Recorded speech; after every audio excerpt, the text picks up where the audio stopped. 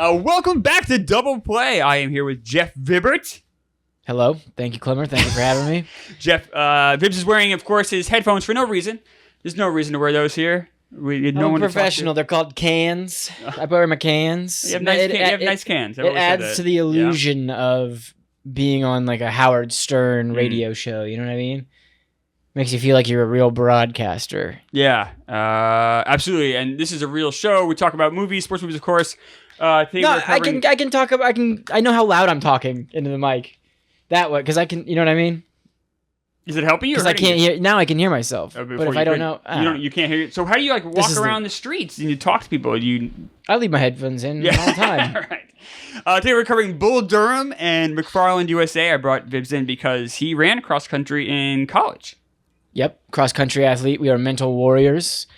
It is 99% mental, 1% physical. I always thought it was 99% people who couldn't play their sports and 1% physical.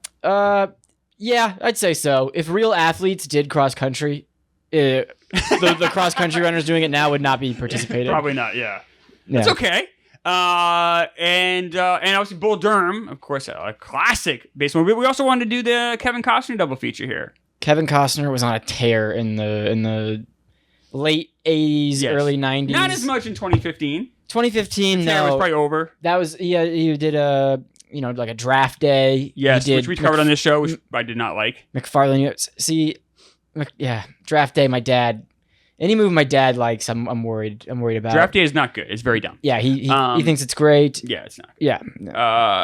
But ready to talk Bull Durham first? I'm ready. Talk the old Absolutely. First. So I think there's three kind of people in the world. Three kind of baseball fans in the world. There's some that love Major League. There's some that love Field of Dreams, and there's some that love Bull Durham. I'm a Field of Dreams guy.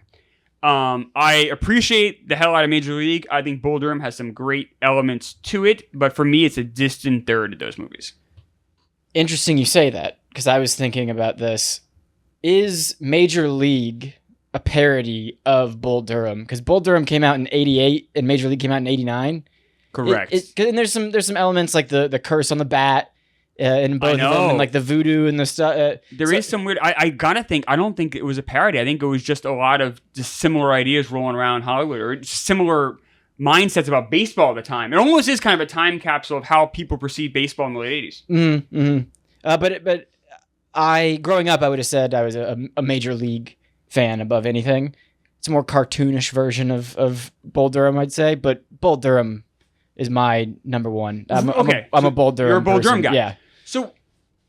So for me, here's where Bull Durham lacks, and maybe I'm curious to hear your take. So for me, Field of Dreams hits the drama much better than Bull Durham. For me, Major League is much funnier than Bull Durham. Mm-hmm. And for that, I think Bull Durham sometimes I feel like doesn't know exactly what it wants to be, and because of that, I feel that's where it falls short. Yeah, I get that. I think it's just such a good love story and like a drama, and then there's just comedy in it, and the timing of Susan Sarandon and Tim Robbins is just so good that it kind of shines through. Costner and Sarandon have such a strange chemistry. So they're it's good. It's a good chemistry. It's just unique. I don't remember seeing a couple like this in too many movies. The first time I watched it, obviously Kevin Costner's the star, and you love him. But it's like the more I watch the movie, Kevin Costner's the straight guy, and he doesn't really do much. It's Susan and Tim Robbins that are. Tim Robbins is almost entirely comic relief. That's his entire. I don't know where this is in terms of like his first movies or whatever. Very early on. Yeah, I mean he's so young, but he does such a perfect like airhead. Burnout kind of stoner guy. Not dumb jock. A naive, dumb young jock. Yeah. Talented as hell. Yes. Dumb jock. All he knows is his sport. Yes. It wasn't supposed to be Tim Robbins. The studio wanted Anthony Michael Hall, the nerd from like Breakfast Club. Yeah. And 16 Candles. It was supposed to be him. And you see him a couple years later in Edward Scissorhands. You can see he's a little bit more bulked up. But the studio pushed back. And him and the studio and Ron Shelton got into a fight. Ron Shelton at one point says, I'm going to quit the movie unless you let me have Tim Robbins. And finally the studio relented. But the studio did not want Tim Robbins. when I saw Tim Robbins, is it Tim Robbins or Tim Robinson? Tim Robbins. Tim Robbins. All right. Tim When I saw Robinson is the sketch comedian. Right. From SNL. When I saw Tim Robbins' name on there, the Shawshank guy. That's all I know. Yes, that's the only role I know him really well as. He's in. He's also in. Oh my God, Clint Eastwood movie where people. It's a sad movie. Kevin Bacon. Oh my God, I'm getting. This is what happens when you get old. Don't get old. Sean Penn, Mr. Griver. Oh, Mr. Griver. Yeah. Good movie. Yeah, very good movie. 2003 nominee for Best Picture, I believe. I believe you're right. Right around that time, right? Yeah. So Tim Robbins in that too. Okay. He definitely was in some. But you're right. I mean, the first thing you think of, right? It has to be Shawshank. Yeah, Shawshank, such a serious movie. I mean, I would say number 2 might be this. Yeah. In terms of just what you think of when you think box office, yeah. No, not box office. So we'll get to that in a second. This movie was not. I thought I was shocked on how little money it made. It did okay, but it was not a giant hit. It came after VHS rentals and on cable, where Bull Durham became what it is now, which is one of the most iconic sports films ever. Because I remember whenever I played Little League, the teams were minor league teams. Okay. And whoever got the Bull Durham hat and got to be the Durham Bulls, awesome, amazing. It was what a privilege. So it was big enough to where we knew who they were in 96, 97. Like, I don't know, what is that? 6 or 7 years after the movie came out. So it definitely had a much as time went on, it's become much more beloved. It always it got nominated for Best Screenplay, an Oscar nomination. So it was definitely critics liked it. People liked it enough. It just wasn't a giant hit. We'll talk about it right now. So the box office for this movie, I was stunned to see. Not only did it not ever hit number 1, it didn't even hit number 1, 2, or 3. The highest it ever grossed was in 4th place, which is on its 3rd weekend in release. So the problem was it came out summer of '88. So it's going up against Big. It's not a good movie at all, but Crocodile Dundee 2. Oh, man. Red Heat, The Great Outdoors. It just dropped right in the middle of the summer here. And then the next weekend, what came out? Who Framed Roger Rabbit. And I know that you're going to have this is an R-rated movie. Who Framed Roger Rabbit obviously is not. But, when you start having some of these big movies come out in the summer, it's going to make a smaller movie like this kind of get lost in the shuffle, I think. Yeah, you only average so many movies a month or a year, Yeah, and then Coming to America came out the next week, which is such a fun. If you haven't seen that, Eddie Murphy, I know it came out in the 80s. It still holds up. It's still hysterical today. And I say, all this time, you also have Big in theaters as well. So, you had a lot of different stuff out there, different stuff coming out. And I think this movie would have been much better served if it came out in the fall. Or even the spring, maybe. I feel like in the summer, with all these blockbusters, it gets lost in the shuffle. Yeah, I don't think it's a mega blockbuster. No. I mean, now looking back, I don't know. Kevin Costner, I guess, is a big name. Susan Sarandon, I don't know. Yeah, she's not a massive. And Tim Robbins was unknown at that point. Yeah. So there really isn't. And here's my other issue with Bull Durham. And I say issue. I like this movie. I'm not going to shit on it. I'm not saying that. But this is the reason why I don't think of it in the same. I don't have the same love for it like I do for Field of Dreams or for Major League, especially Major League. In that, I don't think his teammates are particularly interesting. In fact, I don't think anyone in this movie is interesting except for the 3 leads. Everyone else is fucking boring to me. Yeah, I would agree with that. They don't. The other teammates are just kind of comic relief in and out of the script. So generic. The coaches, I think, are very funny though. I enjoyed the coaches, or the managers. The manager Trey Wilson, who died right after this came out. He died a few months after this came out. He was 40 years old. He had brain aneurysm. But then Robert Wool, who you later saw in 1989 Batman, he was in that horrible HBO show Arliss for a long time. Before your time. Yep. But he was the coach who kind of saying gibberish and kind of more, like I said, comedic relief. But I'm not that interested by that. I feel like the coaches you see in Major League, the other players in Major League, even like Little Big League, are so much more interesting than the players we see in Bull Durham. Yeah, there's like 7 players in Major League that you care about, and storylines that are kind of intertwining. In Bull Durham, no one really. No one. Even when they're on the bus, like and Nuke is playing his like guitar, and Kevin Costner's kind of like, "What are you doing? Like, stop!" Like it's just all the focus is on those two. Right. You see some people in the background, but they don't even have really any lines. Yeah, it's a three-headed monster that carries the thing. So yeah, and I mean I can understand how that might appeal to some people, or I that's not, but it just doesn't hit for me the same way those other movies do. I think I enjoy the way the three do intertwine. I think they intertwine very well. I think you have Crash and Nuke's relationship, and then Susan Sarandon kind of comes in and plays her role as well. I think it's perfectly written for a veteran baseball player teaching a rookie, and then Susan Sarandon kind of has a weird floozy role. I don't know what you. It's a strange role. It's very unique. She's also the narrator, so like we're kind of seeing the movie through her eyes. Mm-hmm. And it is such a unique role. I kind of respect Ron Shelton. Ron Shelton wrote and directed this. He used to play minor league baseball. That's how he got the idea. He obviously went on and did White Man Can't Jump. He's done a ton of sports movies, including the one we did last week with Kelly, Tin Cup. So Ron Shelton's done sports movies almost his entire career. And the Annie character is unique. And I will say the screenplay you mentioned is fantastic, especially some of the dialogue. So strikeouts are fascist. Like, that's such a great line. Strikeouts are fascist. Groundouts are dictatorship. Democratic. More democratic. Yeah. Yeah, like that's brilliant. And then obviously the monologue he gives about things he likes is just all time. Yeah. Whenever I was like, you had MySpace and you had your like quote you could put. Yeah. So many people put the Bull Durham quote, and it's just so overused. It's a great quote. It's amazing. The cock, the pussy. Yeah. But it's just so overused. Yeah, it is, but that's not the movie's fault. Like, it's almost like proof that it's such a great thing where it's so timeless and it's held up so well. Right. Yeah. Yeah. 100%, Plus, he hates the DH. 100%. He hates the DH, and I hate the DH, so that works for me. You're a purist. I am. I can relate to Crash Davis in that end. That's about where the relationship. Because I'll tell you right now, Kevin Costner in this movie is very handsome. Oh, it's very handsome. He's just kind of hot in the movie. Like, he doesn't do much. He's not like a great actor. He just is. I think he's pretty good. He's just like a hot veteran baseball player. But he's so believable. He's such a good athlete because he really is in real life. That you believe that he's actually unlike Tim Robbins who can't pitch. Right. It looks ridiculous. Yeah, you never see him. He throws the ball like with an open hand. It's very strange how like his mechanics don't work. You can never throw 96 that way. It looks very goofy. Mm-hmm. That's a credit to, once again, like a little big league or even Major League. I feel Major League made sure to have guys on set that played Major League Baseball. And I feel like this was lacking here. This at times did not feel like it. It took me out of the movie a couple times.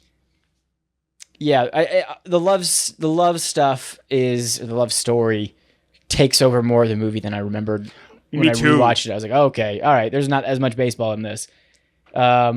It's almost a love story first. I mean, and it is because if you look at how the movie begins and ends, the baseball is just a vehicle. This really is a love story. Right. Yeah. And maybe that's where something like Field of Dreams is a movie about baseball, but it's also about, lost dreams or regret or getting older. But baseball is, I think, more the center of it than I feel like with Bull Durham. Yeah, but I think with Bull Durham, you just, again, the three characters, you care so much about them. And the whole movie, Costner and Susan Sarandon are like, are they going to fuck? Are they not going to fuck? Yeah. And then gets the girl at the end. You're like, okay, all right, they finally did it. So I guess that's the payoff. So you have to love the characters to love the movie. I find them very enjoyable. I enjoyed it. They're both very likable. I like a great example of how likable Costner is. So Costner is going to the bat boy to get a new bat, and the bat boy gives him a new bat and says, Crash, hit a home run. And Costner goes, shut up. And that's very funny. And like, you have to be a likable actor to pull that off and still like the guy. Mm-hmm. And you do with Costner. You just laugh along with him. Yeah. Kevin Costner, he seems very cool. Is it true he banged Cal Ripken's wife? So this is the rumor. So Ripken's in the middle of his streak. And all of a sudden, there's a power outage at one of the games. Meanwhile, the power outage only affected, I forget they were at Memorial Stadium or if they were at Camden Yards yet, but it was right around that time, early 90s. Wherever they were playing, it was a home game for Baltimore. Power outage only affects the stadium, no one else. Ripken ends up, was late to the ballpark for some reason, ends up getting there, lights come on, and they can play the game. the rumor is the reason he was late was because he got home and that afternoon before he's going to the ballpark, and he catches his wife in bed with Kevin Costner. Now, this is a long time rumor. It's an urban legend at this point. Is it true? Is it not true? Was the power outage legit? Is this a weird story people are making up to explain the power outage? I don't know, but it's a hell of a story. Is Kevin Costner in all the baseball movies? Is he like... He's in a lot of sports movies. I mean, think about it. He's in both of these. Yeah. He's in Tin Cup. He's in For the Love of the Game. He's in Field of Dreams. Forgetting some. Like Kevin Costner, Draft Day. Kevin Costner's in a shitload of sports movies. We will not be covering Kevin Costner next week, I promise. But I wanted to do these 2 Costner movies to kind of show also just the juxtaposition of his career. This is near the beginning. This is after Untouchables. But it's before Field of Dreams. It's before Waterworld. It's before JFK. It's before a lot of... Before Dances with Wolves. Yes. Right. Yes, exactly. It's before he... This is when he was still a younger Hollywood star. And then with McFarland, we're seeing the tail end before he goes into TV and does the show on Paramount. What's the Western 19... No, it's the... Yellowstone. Thank you. Fuck you. Got it. Go Vibbs! You get 3 of those, and you get a gold star. All right. At the end of the episode. So, love it. Yeah.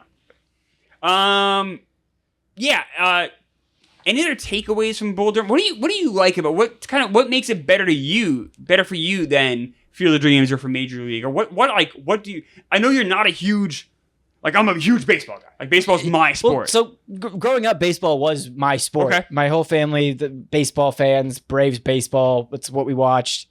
So Major League was a big movie playing at my house. You know, Friday night, Dad sitting in the chair, TV on, Major League's on TBS. Okay, we'll watch it. What I like about, like I said, I think Major League is a little more cartoonish version of baseball, and Bull Durham's a little more realistic. But I loved how realistic Bull Durham was while being funny. I think the superstitions and stuff that are in Bull Durham and the relationships of like veteran players and all that can go into any single sport you're talking about, like baseball, football, basketball. So I enjoyed that. I just think it's a journeyman's story almost, you know, just seeing another side of the sport. Yeah, the Crash Davis stuff is interesting. It's interesting how like the manager even treats him, like he treats him differently, or Crash will get the manager advice. Yeah, I love the scene when the manager's like, I can't control them, and he's like, scare them. They're kids. He's like, they're kids. You gotta scare them. Yeah, and then throws all the bats in the showers, gets them. It's like, yeah, kids. Yes, it's very good. And I like that because you forget they're kids sometimes. You forget that when you go watch minor league baseball, especially. I'm so old, even Major League Baseball are kids, but minor league, they're 18, 19, 20-year-old kids. They're 6'5", muscle bound. It's insane. And then you're like, oh, this kid's 18, right? You know, but he's throwing 96 miles an hour. I'm trying to think of other instances.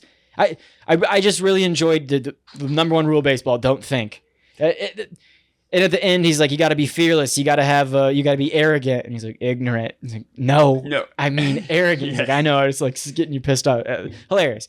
But yeah, the relationship between those two of the old guy and the young guy, and they finally learn to coexist because the young guy kind of grows up a little bit. I love that. Now I kind of just fucking forgot what I was gonna say, but. I was gonna say the end. Talk about the don't think part. No fear, no thinking. Yes. It's the same with any job really, but especially with a creative job or just life. You can't overthink it. You just got to do it, and that's how you get stuff done. If you overthink it, you're just gonna fuck it up. Sports. Yeah. Like, for sure. When you just have to react. There's that great scene where you hear, and sometimes I don't like this, but I think Shelton does a great job with it. Where you hear his inner monologue and you hear his internal thoughts. He's batting. And he's like, all right, like the first pitch was this. And then he starts thinking about Annie and he takes a time out. He's like, whoa, I got to get this girl out of my head. I got to focus on this. But you hear him kind of go through that process. And it's kind of cheesy because you don't see him, you just hear his internal monologue. But it's really effective. I thought it worked really well. Yeah.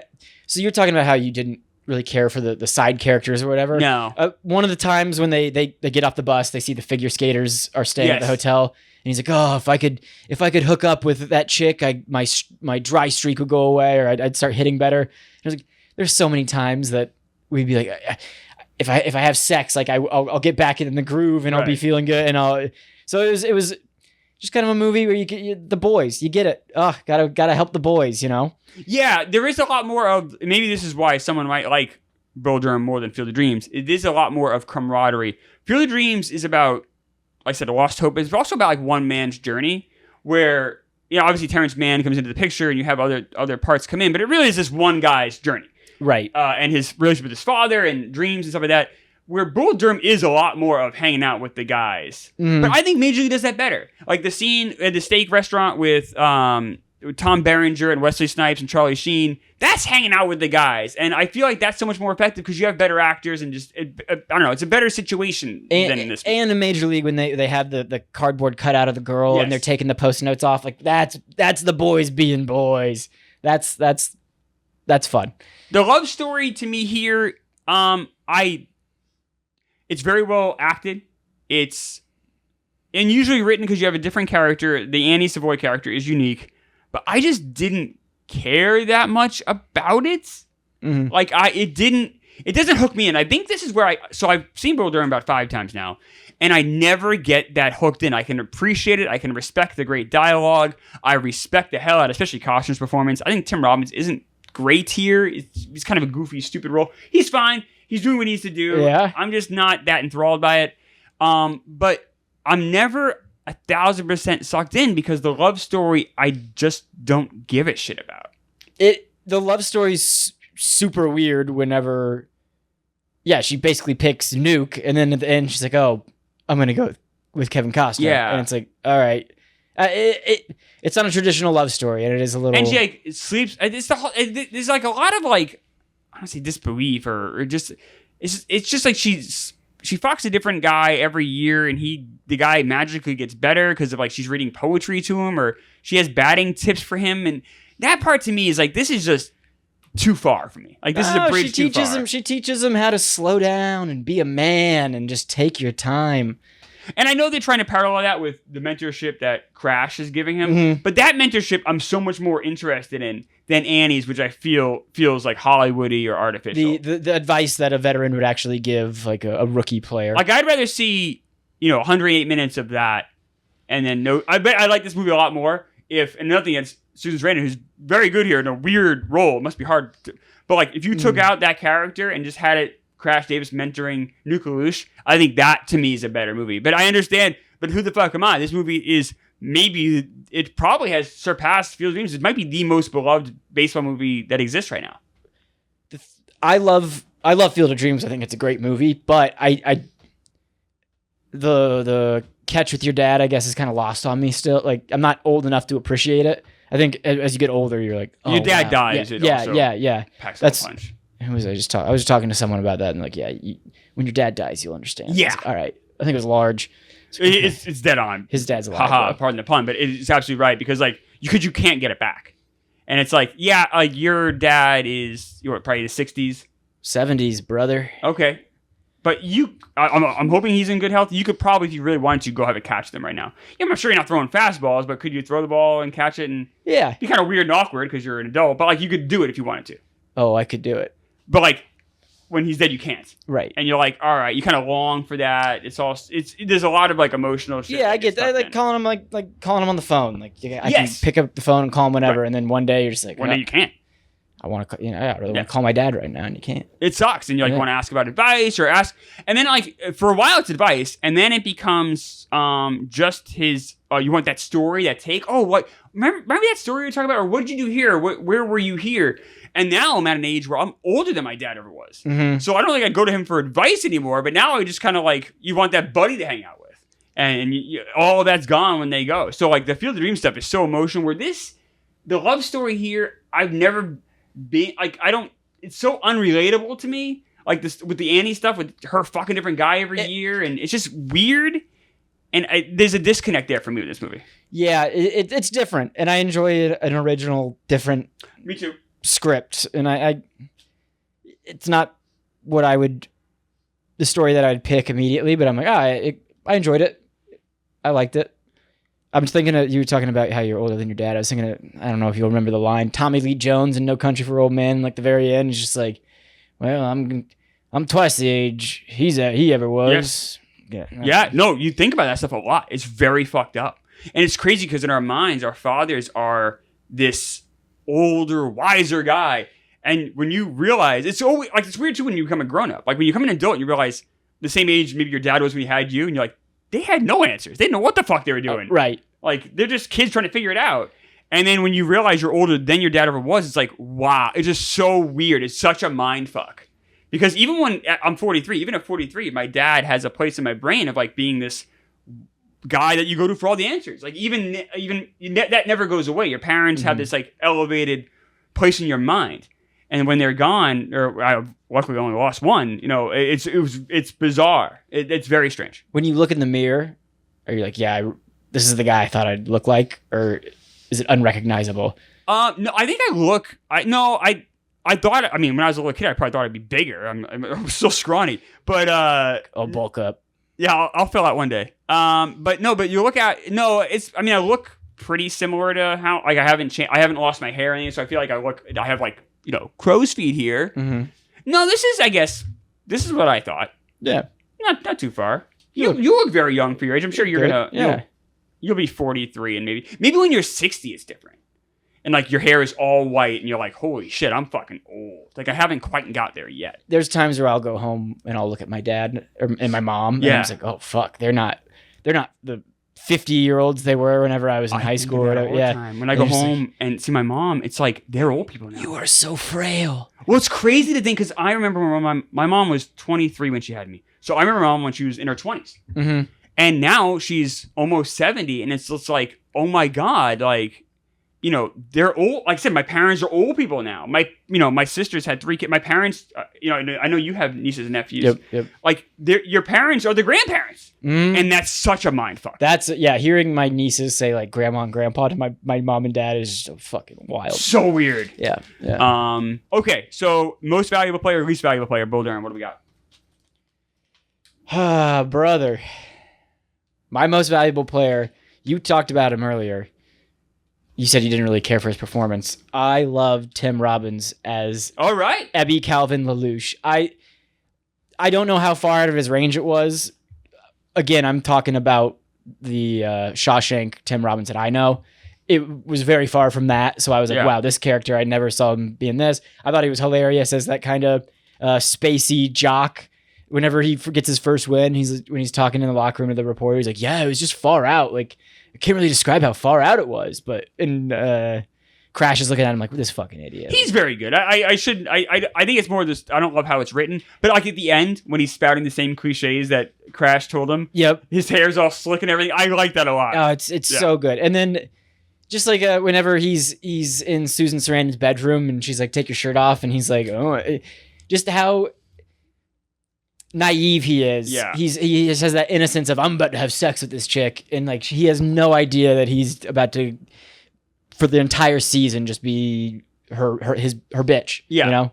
So I thought he just his naivete was perfect.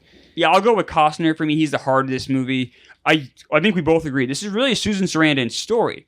Mm-hmm. Like, you know, we're looking at it through her eyes. It's her narrative. But for me, I just think this performance is absolutely great. He never does too much. It feels so real. The minor leaguers that I've worked with in the past with the National Pride or whatever, the older guys do act like this. They become like, I say soft-spoken, but they have this like gravitas about them too, especially ones who had been to the major leagues. Mm-hmm. Like they do walk a little different. They do carry themselves differently. He's such a great athlete. I believe he's a catcher.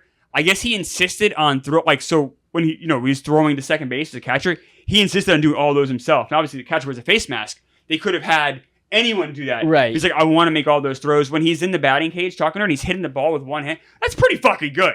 Like, Kevin Costner can wood bat. And he's like poking it like that's pretty good. So for me, it's Costner. Who's your LVP? My LVP, and I don't know if he has an official name, but the Durham Clown. Max Patkin. Oh no. You go after Matt. So that's a real guy. Oh God. He's dead. Good. No. Good. No. Boo. Just this carny. You're not getting a gold star for this. I'm telling you right now. This carny just showing up to the games and dancing for a minor league team. That's the entertainment. Oh, stop. No. I don't want. Stay away from my kids. Let me watch the game. I don't need this clown flapping his arms around. Is he the one in the pink suit later on? Or is that's the owner of the team? I think it's somebody different. Max Packin, we do see him at the bar later on with with Susan Sarandon. He has like one tooth. Yeah, he doesn't have because he's a carny. He's a freak. Well, he's not a carny, not a freak. He's the baseball. He's a clown, and he would back kind of before you'd see like San Diego Chicken or Philly Fanatic. Before those mascots, you'd have guys kind of dress up and just kind of act goofy, and that was kind of like what they would have for entertainment back then. Now we have like Mr. Bad or whatever, or Philly Fanatic and stuff like that. But back then, guys would do that, especially in minor leagues. Yeah, in the movie, he's wearing a Mets baseball jersey. He is, and that's because the Mets were so bad in 1962. That's when, so he's kind of like saying like, "Oh, I'm awful," or I wait for a bad team. I'm a clown. I'm a goof. They were only bad in 1962? Well, they were from 62 to 68. They were terrible. 62, 65, they were incredibly bad. In 69, of course, they won the World Series. That was when they got Homer, the Beagle, in 62? I don't remember Homer too well. Mr. Met was pretty early on. Okay. But yeah, so you're going Max Packin. I don't like that at all. It makes me sad. Now knowing he's the guy in the bar, I feel a little bit. He's pretty good in the bar. Yeah, I enjoyed him in the bar, but when he's in that clown costume flapping his arms, I wanted him dead. I wanted a brick thrown at him. No, this is a Max Packin safe zone. I'm also gonna pick a dead person. I'm gonna go with Trey Wilson as the manager. And this is not really a knock on him. I feel like there's not too many bad performances here. I don't have a ton of LVPs. I also don't feel like there's a lot of characters in this movie, so it's tough to pick one. I'm gonna go with Trey just because I think that manager role, while not bad, is entirely forgettable. Very forgettable. Robert Wool is doing more. The assistant manager is definitely the more recognizable role. He's got the good lines, like, oh, he's breathing out of his left eyelid wrong. He's got the good stuff. He's got the good lines. Now, for film nerd fans, this is why I had no idea. So Trey Wilson is in this movie. He dies. One of the next movies he's going to do is Miller's Crossing, the Coen brothers film. He obviously couldn't do it because he was dead. Replaced by Albert Finney, who is a acclaimed actor. He's Aaron Brockovich. I know you saw that recently. He was in the Annie movie from 1982 that John Huston directed. Yes, I made Aaron Brockovich my personality for a whole week after I watched it. That was a tough time in the office for all of us. But Trey Wilson was supposed to be that role, which is crazy that you would replace Trey Wilson with Albert Finney. That's like replacing a random actor with Robert De Niro, basically. It's not that far. Finney is a great actor, so it's crazy. That's like replacing Brandon Walker with Jeff Vibbert. I think it's actually a pretty fair comp. Yeah. That's right. So I'm going to pick Trey Wilson. Not a knock on poor Trey. By the way, I'm older than Trey ever was. Trey died at 40, so I got Trey beat as well. I got Trey beat and my father beat. How about that? Damn. Take that, Trey Wilson. And a score, 1 to 100. What do we give him, Bull Durham? I'm giving Bull Durham a 93 out of 100. Oh! Yes, I was really high grade. Yeah, I know. I think it's the best baseball movie of all time. Wow. All right. I'd say this Major League, Field of Dreams, League of Their Own. You hate League of Their Own. I don't hate it. I don't love it. But you're taking a real hard stance there, huh? I'm gonna start calling you generic Vibbs. Oh, generic Vibbsy. Wait. Pick it. My favorite baseball ones are the ones that everyone loves. No, I'm just saying those are the standards. Those are the standards. Yeah. What else? Find a B-side a little bit. Something. Yeah. What other? We're covering them more. You want to know Hardball? There we go. Now Hardball is my favorite baseball movie. Gee, baby, I wanted to suggest Hardball. I did suggest Hardball. You did. I wanted to pick a bigger movie. But I'm glad I had you on for this because my ranking, I'm going to give it a 79, which is going to infuriate people. And how it works for the rating system is we take our scores and average them together. So this way, at least Bull Durham will show a higher ranking on the list. Because I think it deserves a higher ranking than my 79. This is how I feel about it. Now remember, it's 0 to 100. 50 is average. So I'm saying it's a good movie. Right. 79 is a good score. But I don't think it's not great for me. It's just not. And but if someone says it's great, I'm not going to argue with them. This is not like Marty Mush arguing the value of an RBI. I'm going to lose my mind and fight with them. This is a this is simply based on taste. This is absolutely a good movie. It's very good performances by a director that I like a lot. It just doesn't quite connect for me. Fair? Unfair? I think that's very fair. Right. I think it's very fair. I'm sure people on the internet will be fair about it as well. It's not a traditional baseball movie in the sense of like guy, girl. Well, there's one thing I like about it. There's no big game at the end. Yes, I think And the that's cliche great. big It stays games. out of a lot of those cliches, and I think Bull Durham should get a lot of credit for that. And I think that's a big reason why it's so beloved today is that it's different. Yeah, he makes it to the league, and he's just kind of they just kind of talk for like the last like 40 minutes. Well, yeah, There's Kevin Costner doesn't even get to the majors. Just Nuke does. Right. So that's kind of deflating. And we talk about that a little bit with Tin Cup, where Ron Shelton's philosophy is either you win the big game or you get the girl. You can't have both. So like White Man Can't Jump, Woody Harrelson gets to kind of live out his existence being a hustler, what he always wanted to be. In Tin Cup, Kevin Costner's character doesn't win the U.S. Open, but he gets Rene Russo. Mm-hmm. And here it's similar. Kevin Costner gets Susan Sarandon, but he doesn't get to go back to the majors. Yeah. His baseball career actually is over at the end of the movie. Right. Which I think is a pretty fair way to look at it.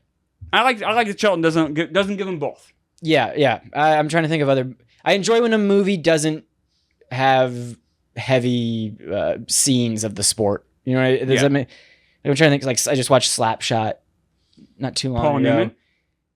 And it's so old that they like couldn't film. You know, it's hard for them to film action hockey shots. The only movie so far we've covered in this show that's older than that is Rocky, which I think came out a year before. And I think Raging Bull came out after the first. Raging Bull came out in 80. Yeah, 1980, and Rocky came out like 78. 76. 76. Jeez, wow. Yeah. Ready for McFarland? I'm ready. All right, so I'm gonna give a quick synopsis of McFarland USA because I had never even heard of this movie. Even though it did okay at the box office, it made $43 million. But Kevin Costner plays a football coach that gets fired for throwing a cleat at a player. He had been fired a couple times before that. He ends up in McFarland, California, which is a predominantly Hispanic town. Mm-hmm. And he's hired to be an assistant football coach, gets into disagreement with the real football coach, ends up becoming the cross-country coach kind of by default, and ends up building a powerhouse cross-country team. And it's a quiet story. It's, I think, a lovely story. I really enjoyed this movie. I had no expectations coming in. I liked the hell out of it. It's funny. I'm going to give these movies pretty similar ratings, but it just shows you like one movie is incredibly high expectations with Bull Durham Classic. I'm probably going to be boosting this up just because I feel like a lot of people are, where everyone boosts up Bull Durham. But this movie I liked a lot. Yeah. So McFarland USA, I remember sitting in the theaters and seeing the trailer pop up before a movie.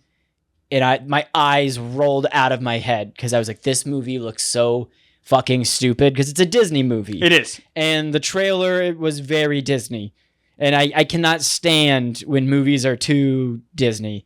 And that's my one problem with this movie is sometimes the villains in it are just a little bit forced. Where it's like the classic 80s bully. In this, right, you're right. So the white races are very much that 80s bully. Yeah. But I will say that of the main characters, there's no real bad guy.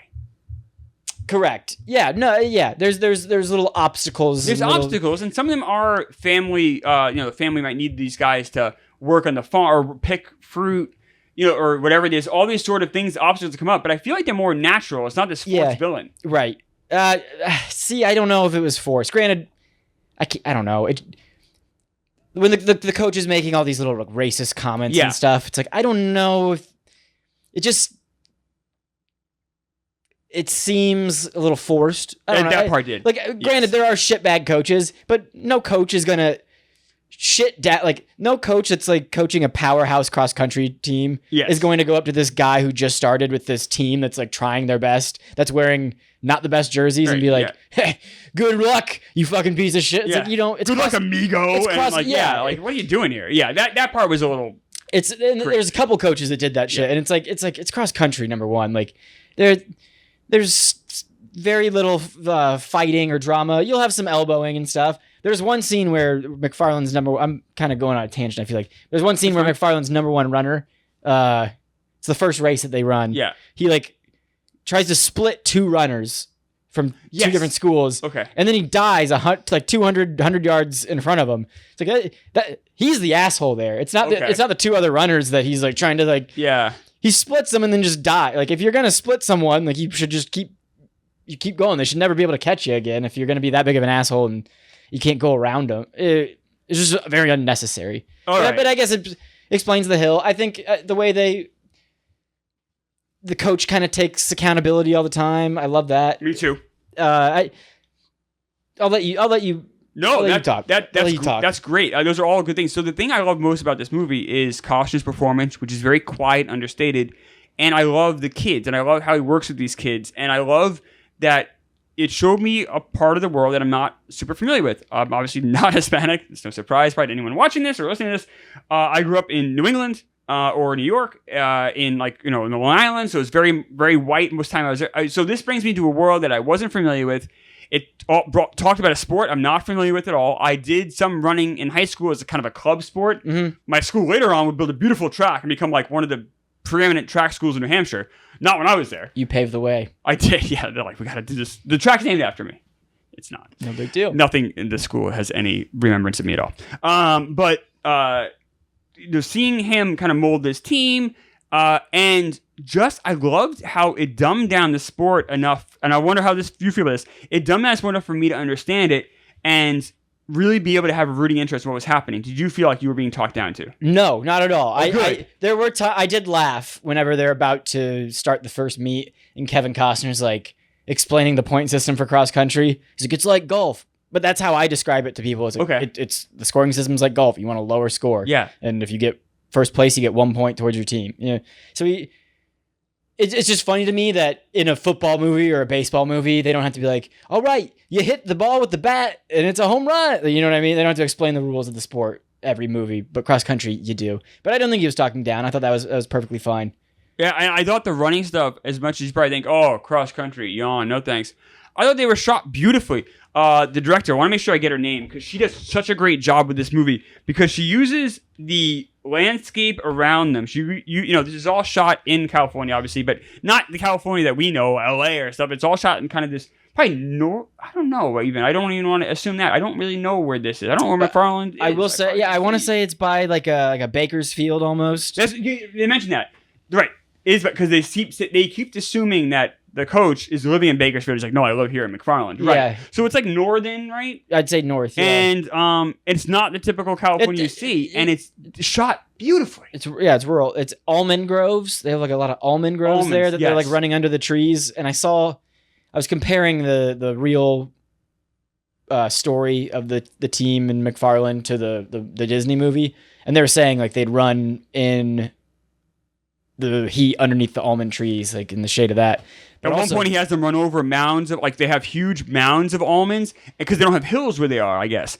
And it must be like a flat area. And he has them just run up and down these almond hills. Oh, they got mountains, but I think he was just to as a quick workout. Okay. I don't know. I was wondering if that workout would actually like help. I was wondering that too because like it's not like a hill you're gonna run. Like it's weird, and you also run down. And then you run down in a really weird way. Like you can get momentum like just going down. Thighs, maybe? I don't know. This was directed by Nicky Caro. I've never seen a Nicky Caro movie. I have not seen Whale Rider. I did not see North Country. I did not see Mulan. Those are probably her three biggest. And I had not seen this. She does a wonderful job. The pacing, this movie's probably too long, but the pacing's very good in it. I wasn't really bored any stretch. And even though we have 7 kids in the team, I felt like each of them were shown a unique light. You felt like you knew them. This movie has a lot of characters in it, but it handles them beautifully. Yeah. Really good script too. The coach that they have, Kevin Costner, I think is great. He kind of reminded me of our high school cross country coach, where he just hands-on, cares about the kids, would do anything for the kids, but not in a corny way. No, it feels it's authentic. a natural. Yes, it's a genuine guy who cares about the future of these kids, and that's what you want in a coach. I think it's kind of, I don't know. I feel like it's like rap music where they've made it lame to care about your like teachers and like the school you came from or like the place you came from, their hometown. It's like, I think it's very cool to have like an interest in your hometown and like want to like care about it. I know Kevin Costner isn't in his hometown, but I think the guy that Kevin Costner is in it, I wish everybody was more like that. Even though he did throw a cleat at a kid. Yes. Yeah. But the kid was a scumbag. The kid was an asshole, and it was an accident. You know, he meant to throw the cleat into the locker, and it kind of bounced off the locker and hit the kid. Now, in real life, that never happened. So the real Jim White that was kind of weird. Was never a football coach. He never was fired, and he was a teacher that actually restarted the cross country team. We kind of go back and forth on this show where some dramatic stuff kind of bothers me, some doesn't. And maybe I'm a hypocrite here. Like the Rudy one, for instance, really annoys me because it's the last thing we see is a title card about him being carried off the field. Meanwhile, we found out that it was actually a practical joke. So, like, don't use that for dramatic effect if it's a joke. Yeah. I feel like with this, there are some things where him being a failure first wasn't true. And that is a huge part of the first act. But for some reason, and I said maybe being a hypocrite, it didn't bother me as much as it did like the stuff that's not true in Rudy. Or the stuff that's not true in The Babe. Yeah, there was when I was comparing them, there was nothing glaring in there that was like, well, that doesn't make sense. That's outrageous that they would do that. I thought it was all pretty accurate for the most part. Yeah. Yeah. Do you think Kevin Costner is too old for this role? Now, Costner is playing a man that has Maria Bello is his wife. Now, Maria Bello is not a 20-year-old actress either, but he has like two daughters, both young. I don't know. So how old was Costner? This movie came out in 2015. So that means that Kevin Costner was 45 and 50. He was 60 when this came out. Like, that is probably too old. Yeah, he was. He looked a little too old for the role. And they never mention his age. It's never like, hey, old man. They go out of their way not to do that. Right. But it still works. It's Kevin Costner. It still somehow works. One of the funniest things in the movie is just the fact that day one of practice, when he's like, all right, go run to the bridge, he tries to run with the kids. Yes. And he can't keep up. Right. I think every single cross-country coach, like high school cross-country coach, is like, you know what? I'm going to run with the kids. Right. I'm gonna be that coach. And then they quit after like day one or two because like, I can't keep up with these kids. Right. And then they start riding a bike, like whether it's like wherever they get the bike from, whether it's their son, their wife, they just got to get a bike. And in the movie, So that's pretty common. In the movie, Kevin Costner's riding around on a Barbie bike. Yeah. So he can keep up. So yeah, I think every coach tries to keep up with the young kids and like, oh, I can't do this anymore. Yeah. I mean, and that makes total sense. You don't have to be 60 to know. I know at 43, I'm not going to keep up with high school kids who are running. It's insane. Yeah, so I would agree. Costner's performance here is so good, and he's such a huge part, and he does this so well that I'm able to forgive him for being 60, but I think it needs to be brought up because it is ridiculous. Yeah. He also doesn't look 60, but he looks early 50s. He looks too old. He looks like it's not. It just looks off. Something's off. You look at it and you're like, wait, because he's supposed to be like a 40-year-old guy. Right. Like 40, right. He's supposed to be early 40s. Yeah. Now, I'm curious in your take on this. So this movie takes place in 1987, but they don't really go out of their way to like for a movie like Air, for instance, which I love. Mm-hmm. Air is great. Air goes out of their way to remind us we're in 1984. The music, the furniture. It's nostalgia porn a little bit. It very much is. And I get it. I'm a sucker for that stuff, so there you go. Oh, I love that aspect of it. It was basketball and nostalgia. Yeah, let's go. Yeah, the movie is fantastic. And I like Air more than this. Not a ton more, but I like it more. This, 1987, but other than a couple of shots, some cars, some things, it really could be any time. And, it doesn't need to be, it could be 1967, it could be 2007, really.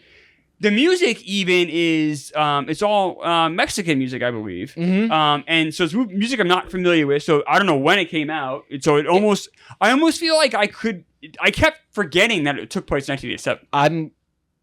The first time I watched it, I never remembered a year. And then I watched it again. I was like, holy shit, this is 87. Like, I kind of forgot that. And then it made some of the like racism in it make a little more sense. It's like, okay, 87. Yeah. Maybe coaches were a bit more.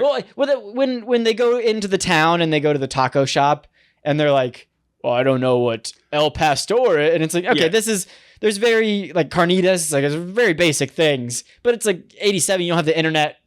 Also, where you can just like get on and like. I was around 87. There's way more Mexican restaurants now than there were when I was a kid. Right. I didn't know what Chipotle, for instance, didn't exist, so I didn't know what a lot of this food was in '87. I wouldn't have known. I am an expert on Mexican food because of Chipotle. I think Tex-Mex food broadened the minds of a lot of Americans. Yeah. So just the options that we have today, like they didn't have back then, so they wouldn't have known. So I think that's fair. But 80, yeah. If you need to remember, it's in '87, but there's nothing pointing. Like Reagan's not giving speeches in it. Right. So you have no idea. One thing I like this movie, so I say it's kind of a smaller story. It really is. It all takes place in this town. And there's a scene when Kevin Costner and his family go to that restaurant we just talked about. They're kind of confused about the menu. And they get out and they see some what appear to be intimidating looking Mexican guys. And he rushes his family to the car. And leaving, he just drives over a curb with one tire. And it's not a big thing, but it is like the way it's shot. It's like it has as much of a punch as if he got into a 3-car pileup. It has that much of an effect. And that's a credit to the screenplay. That's a credit to the acting. That's a credit to the director in making a small, relatable moment of driving over a curb and maybe feeling unsafe. And then it also pays dividends when you realize they felt unsafe for nothing.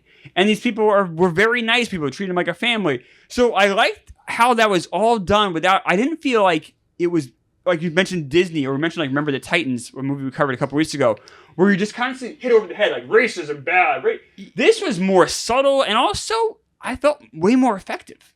Yes, when they try to shove it down your throat, it's just like, we get it. But when they're subtle about it, and it's realistic and it's more relatable. There are times where I'm like, I feel like that could be me. Right? He's got his family there. Whether not even taking racism out of it, you just have strange guys. Whatever, white, black, Mexican, whatever they are, and you're getting out your family, and didn't one of them give a wolf whistle or something like that? Yeah. So maybe you would hurry your family into the car. Well, yeah. Not to change the scene, but whenever he's talking to one of his athletes' fathers, yes, and these houses, they're Hispanic, they're mostly Spanish speaking, so he doesn't think the father speaks any English, and he's like, "Tell your dad it was an honor to be in this house," and he's like. And then his son immediately says it back to his dad in English, which is very funny. And the dad is like, if it was a sitcom, he'd be like, "Oh no, it is an honor to meet you too." The dad's offended, "Don't talk down to me. I'm a successful businessman." Yeah. We get it. We understand what you're trying to you're white, white knighting this. Stop. Yeah, we're not simple people just because a lot of us don't speak English. It's a very good look at that world, I guess, because I was going to say cross country I'm very familiar with, but the picking community that is featured in it, I have no idea about that lifestyle. That the craziest thing from the movie that is actually real from the real story was they would go and pick the fruit or whatever, almonds before a meet, and then they would go to the meet and race. We would have people complain that their warm up was too long. Like, I can't do that. I'll be too tired. These motherfuckers are going out and picking almonds for 7 hours, 8 hours, however long you go. It was a full shift. That's the thing about this movie that I want to talk to you about, that I was really curious about. So this movie, we talk about how Field of Dreams is about more than just dreams. It's also about more than just baseball. It's about dreams and lost hope. McFarland USA is not just about cross country. It's just as much about work. What it means to work. What it means to put in a day's labor. And you see that with these kids who then work for their parents and doing the picking. We see Kevin Costner, I think a really cool moment, and very quietly played by Costner. He goes to the fields, tries to pick with them. He hurts his back, and the kids are like, no, you have to sit this is what happens to all of us. Yeah, your body's not used to it. And then right before the big meet at the end, he's like, you guys impressed the hell out of me, with how hard you work. He's like, I was thinking picking that I'll never have to work as lousy as my job is. I'll never have to do a job this hard the rest of my life. And it's a way to hit the premise of white privilege, which can be a little bit of an eye roll sometimes, but also no, it does exist. And this movie showcases it as well as anything with that scene. Yeah. I was going to say cross country is mental. I mean, it's cross country is not fun. It's just grueling. It sucks. So if you're working in a field, picking, bent over, doing all that running is nothing. It's so easy compared to what they're doing.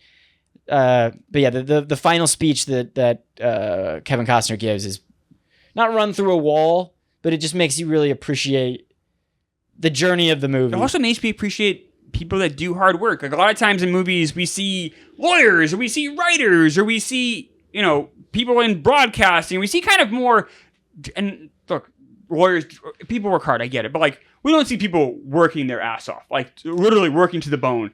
And we see that in this movie, and it's not done in a cliched way. I think it's really done in an interesting way. Also, I like the mirror of cross-country being work. This movie never shows cross-country as fun. This movie shows cross-country as a mental game, a mental sport, as well as being something you have to work at. It never once shows cross-country as being glamorous. No. Bull Durham shows baseball. A lot of the baseball movies, and I love baseball, and it's very romantic. It glamorizes it. We see it with football movies. Sometimes it gets glamorized. The sport, golf, the Tin Cup. This movie does not do that. This movie is, yes, you might be running around pretty things around you, but the act of cross country is not fun. Not at all. It's probably the worst spectator sport of all time as well. It's just not fun for people to watch, and just from the start to the finish, you're in pain. It's when you're playing basketball, you can like, I don't know, you find a groove, a zone, but cross country is just like, it's just a grind. Yeah, I really like the first race when they are doing pretty well, and then they get to the hill. Yes, and they realize, oh, we gotta train for hills. We gotta be better. We gotta be better at that. It's just the perfect story of a cross country season. It was great, especially as working. Someone who's a cross country, rube like me. I don't know what I'm really seeing here. I'm kind of learning as we go along with the movie, and I'm like, oh wow, these guys are doing great. That one kid, I'm thinking to myself, all right, I think I know how it's gonna go. The best kid's maybe gonna do good. The other kids aren't gonna do well, and the best kid's doing great. And then they hit the hill, and you right along. I'm sure you already saw it coming, but me being the casual viewer is right along with Kevin Costner going, oh fuck, we didn't think of that. Yeah. And it's such a cool, the ways, I cannot emphasize enough how well this is directed, because you're right, cross country is not a fun sport to watch. It's not interesting to watch. I would not want to, but yet when I'm watching these sequences, it's pretty exciting. They do a good job. What is it? Chariots of Fire. I guess that's kind of an equivalent to this. Like I watched that movie, never got into it, did not enjoy it one bit. That's a drag. Kind of sucked. It's a slog. Didn't it win Best Picture in 80? No. 81, right? 81. Raging Bull was 80. Raging Bull did not win Best Picture. I think Chariots of Fire beat Raging Bull. Maybe that's what it was. Okay. Yes. Yeah. But it's no. Yeah. So all right. So I've been praise this movie up and down. I do have to nitpick it a little bit. The scene where the daughter gets into like whatever happens there, where I love the scene with the birthday party. That's great. The family coming together. She goes off with the guys, and then there's like a weird shootout or something happens. It's very strange. I did not like that part. Awful. And then the guy's like, we protected her like she was our own. Like it's like, all right. That I could have done without that scene. And it really, you could have trimmed that whole thing out. The movie would have had as much effect, and it would have been shorter. This movie's way too long. It's 135 minutes. It was 2 hours and 2 hours 6 minutes. Okay, yeah, way too long. I think take out all that stuff, because honestly, like the crime, and I guess we have to have kind of that, because there's no true bad guy in this movie, so you have to have that sort of struggle with the family. But I'm happy with the family just liking McFarland. Why do we need all this extra shit? Yeah. It's speaking of no bad guy. I loved the like intertwining scene of the number one runner when he's kind of running on the mounds. He had he was going through shit because his dad came back. He was going through it, and then Kevin Costner is like focused on that. He's worried, forgets about his daughter's birthday cake. So he's going through it now. The number one runner's going through it. They end up meeting up again later that night on a bridge, which is kind of dramatic. I didn't like that, no. but I did enjoy also Kevin Costner like grabbing the kid and making sure that's the stupidest thing ever. Because if Kevin Costner's grabbing this kid from going off the bridge, he might bring you with you. He might bring him with him. He might fuck him up. He might kill him on accident. Stupid. But I thought that all conversation they had though, take away the overdramatic. Those are two moments. The two overdramatic moments were not necessary. But I just like them talking. Yep. I love how it shows the sacrifice. Mainly the coach was taking with his family. I mean, these kids are now his kids. This kid's going through it. He needs to look out for this kid and help him. And while he's doing that, he forgets about his own kid's birthday cake or whatever. And it's totally believable. And you're kind of, even as a viewer, you're more focused on the track kids than you are with his real family. Yeah. And this is what I'm talking about. With the movie lives in the small moments. The overdramatic parts are lousy and weird and lame. But when he drives over one curb, or when he forgets his daughter's birthday cake. Those are the most powerful moments. They're super relatable. You understand exactly what they're going through. Yes, they're both mistakes, but they're mistakes that human beings make, and it's like, all right, I'm all on board with this. It's enough. I didn't really comment on the curb the first time you said it. Loved that scene. I never noticed it the first time I watched it. What a powerful, like, awkward feeling, like, up when you go over a curb because so many people are watching. So many people are watching. Right? And it's just a small thing. And like I said, forgetting a birthday cake, it means a lot to that family. But as far as stakes go, as far as movies go, it's pretty low. But it was so powerfully done. This is a really good movie. Who's your MVP? My MVP is Hector Duran. He was the kid who had a good smile. You're getting old and you're like, you know what? I like that kid's smile. He makes me happy. He makes me feel good. Which kid is this? Hector is the kid who, I think he's like number 58, 57 on the football team, and he's just getting lit the fuck up. The concussion is why he... Yes. Yep. He was just a kid that was a very happy, exuded happiness. He reminded me of a kid that I would want on the cross-country team who's like kind of joking with the coach, close with all the kids, cares. He's a solid player, you know what I mean? Shows up, does what he's supposed to do. But he's always smiling and having a good time. So Hector Duran, love that kid. So I'm gonna go with Costner here as the MVP, but I gotta give a right there, right in Nikki Caro. She did such a great job directing this movie. Mm-hmm. That I can't emphasize enough how good this movie, how bad this movie could have been. This could have been another Remember the Titans, or it could have been just weird and boring about racing. It wasn't too Disney-fied. It was just the right amount of almost everything.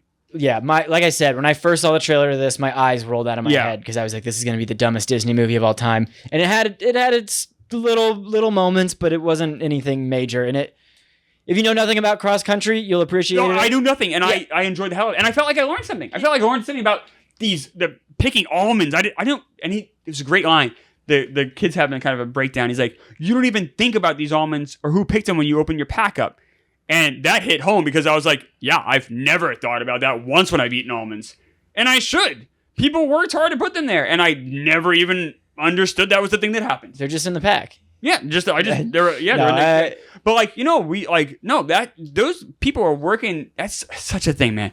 These families and generations of people are working their fingers to the bone for something people don't even know happens. I just assume that almonds just end up there. I don't know. Yeah, I didn't know. Almond bush. Oh, okay. I know people pick strawberries. There were some migrant workers when I lived in Florida that would pick things. But and you're like that is a difficult life. In the movie, they're like, I started working for my dad when I was like 10 or 11 with strawberries and potatoes. And then whenever you turn 12, you can start picking like almonds and stuff. Which is, I guess, even harder. This is, It is amazing how much we take for granted. Like, you walk into a supermarket and there's so many things there that people have worked so hard to get to you, and you don't, or at least maybe it's me. I don't even think about it. I didn't even think about it until COVID, when like supply lines started to get stopped, and you're like, well, why the fuck are my eggs not here? Yeah, this is what I'm used to.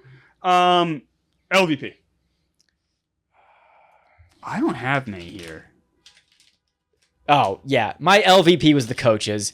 What scumbags all those coaches were in the film, where they're just like, hey, you tell them, vamonos, amigo, or whatever. And it's like, what if... But then again, I guess it was 87, whatever. Also, they tried to make like some of the athletes, the cross-country runners, like the bad guys. Yes. That's my LVP of the kids. Well, the racers. So they get to the line and he's like, nice shorts. Yeah, right. Never would another team be like, oh, hey, nice. And they'd be like, well, look at your shitty short. Like, yeah. That's also, shorts. It's crazy how like in the 80s and back when I was in high school, like wearing shorts for cross country, people yelled at us out windows and made fun of us for wearing shorts. Now, shorts are like the look, showing off your thighs. Like it's coming back. So you just want to tell everyone that you're ahead of the curve. I'm just saying, like, when you wear shorts, cross-country runners got made fun of and died for your thighs to be exposed, and you're taking it for granted. I applaud your service. Before we do score, I do want to talk about the box office. This movie, I said, did okay, made $44 million. Didn't cost much to make, obviously, a small movie like this. It came out in February of 2015, dumping ground for movies. Disney must have had no confidence in this. And they probably shouldn't have. It opened 4th, but it was kind of a bigger week. It was President's Day weekend. It was 50 Shades of Grey. Was in its second week of release. Kingsman: The Secret Service in its second week of release, and the SpongeBob movie in its third week in release. This was up against The Duff, which I don't remember at all, and Hot Tub Time Machine 2. I kind of remember that. Yeah. The Hot Tub Time Machine 2 tanked. That did terribly. Bad. And McFarland did beat The Duff. It made $11 million, and it did make. I said it made. It had a drop off of 28.9% next week, which means pretty good word of mouth. People seem to enjoy this movie. I don't remember this movie even existing. You told me we'll do it. I'm like, okay. Kevin Costner, fine. I ended up liking this movie a whole lot more than I thought I would. I'm going to give this movie an 81. So I'm going to put this ahead of Bull Durham, which I'm sure people will consider to be, I'm basically the Antichrist now, but I'm going to say this is 81. I really like this movie. Wow. I love this. I'll say my score in a second. If I'm a cross-country coach, I'm showing this movie before every season. Or at least during the season, movie. I am going to give McFarland USA a 74. Oh, wow. I like it more than you. So, see, a 74 is a really good score. I really love it. Yes. I love it, but I don't know. I don't know where my benchmark is because this is my first. It's tough. 93, I feel like is too high for. Maybe not. I think people listening to this would give Bull Durham 100. 74 is still like I'd watch it again tonight. Right. If it was in the 40s, then you got to worry. No, right. 50 is average. Yeah, You're saying this is, and I'm saying Bull Durham. I'm saying it's above average. Yeah. I do like this a touch more just because the small scenes really hit me. I will say of all the movies that I've covered in the show so far. There's a few I haven't seen. This has been by far the most pleasant surprise. I really ended up enjoying this far more than I ever expected. Now, it's not the same pleasant surprise as Ed, the first movie we did with Brandon, which is about Matt LeBlanc and a monkey. That movie is so bizarre and funny and weird. A monkey playing the hot corner, right? I gave that, of course, an 8 of 100, but I loved it because I hated it. It was so horrible. I had to love it. Where this is something I genuinely think is a good film. Anything else? You good? I'm great. I'm back next week. I think I'll tell you the movies. I'm not going to tell you what I'm doing with that. I believe it's going to be Foxcatcher and The Fighter. And I will see you folks next week.